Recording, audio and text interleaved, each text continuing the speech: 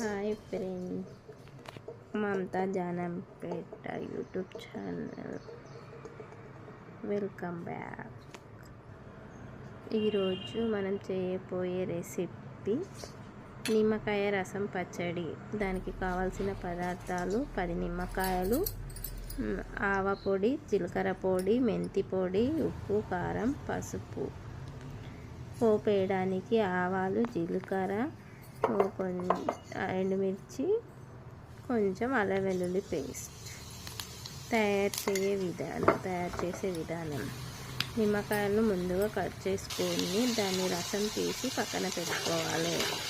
ఆ తర్వాత కాస్త పొయ్యి మీద బాండీ పెట్టి కాస్త నూనె పోసి ఆవాలు, జీలకర్ర, ఎండుమిర్చి, పసుపు,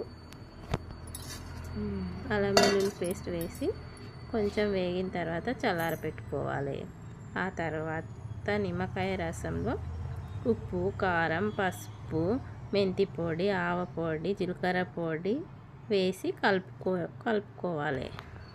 ఆ తర్వాత మనం పక్కన పోపు చల్లారిన పోపు అందులో వేసి కలుపుకోవాలి.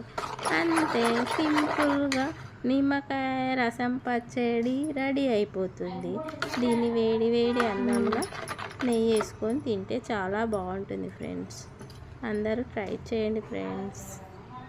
ఎలా ఉందో కామెంట్ చేయండి ఫ్రెండ్స్. Bye friends.